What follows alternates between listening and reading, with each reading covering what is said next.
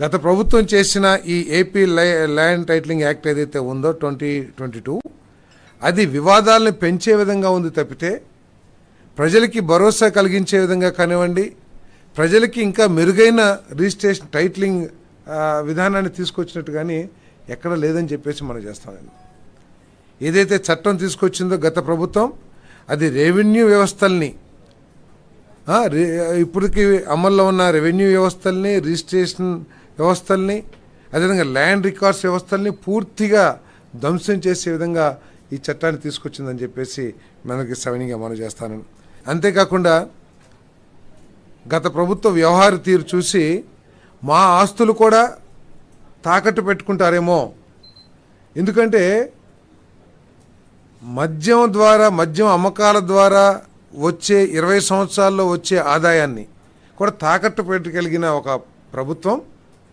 మా original documents వాళ్ళ దగ్గరుంటే ఏమైపోతుందో అనే భయాందోళన కూడా కలిగే విధంగా రిజిస్ట్రేషన్ చేసుకుంటే ఒరిజినల్ డాక్యుమెంట్స్ ఇవ్వము, జిరాక్స్ కాపీలు మాత్రమే ఇస్తాము అని చట్టాన్ని రూపొందించారంటే మరి ఎటువంటి భయంకరమైన చట్టాన్ని వాళ్ళు తీసుకొచ్చారో ఒకసారి ఆలోచించాలని చెప్పేసి మనం చేస్తాను నేను. మరి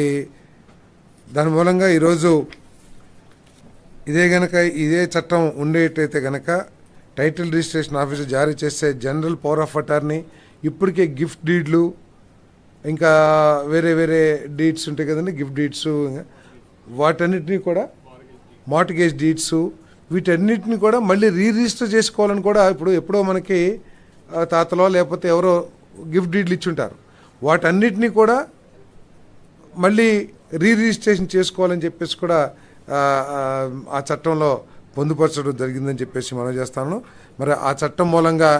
ప్రజల ఆస్తులకి రక్షణ లేదని చెప్పేసి భావించి మరి ఎవరైనా సరే చిన్న కంప్లైంట్ ఇస్తే, ఎందుకంటే టైటిలింగ్ రిజిస్టర్ ఆఫీసర్గా ఒక ప్రభుత్వ అధికారి, ఉన్నతాధికారి పనిచేస్తాడని చెప్పని చట్టం రేపు ప్రభుత్వం నామినేటెడ్ విధానం ద్వారా ఇస్తే అదే ఎవరొకళ్ళు ఉద్దేశపూర్వకంగా ఇబ్బంది పెట్టాలనే ఉద్దేశంతో రాజకీయ కారణాలతో ఆ ఆస్తిని వివాదాస్పదం చేస్తే ఎటువంటి దిక్కులేని పరిస్థితి ఉండేదని చెప్పేసి మనం చేస్తాను. ఆ వివాదాన్ని పరిష్కరించడానికి ఎటువంటి మళ్ళీ ఆర్డీఓనో లేకపోతే లోవర్ కోర్ట్సో లేకోకుండా నేరుగా హైకోర్టుకి వెళ్ళాలంటే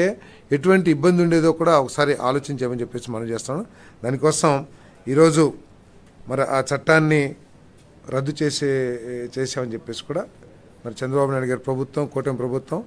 ఈరోజు చంద్రబాబు నాయుడు గారు, పవన్ కళ్యాణ్ గారు నాయకత్వంలో దీన్ని ఆంధ్రప్రదేశ్ క్యాబినెట్ రద్దు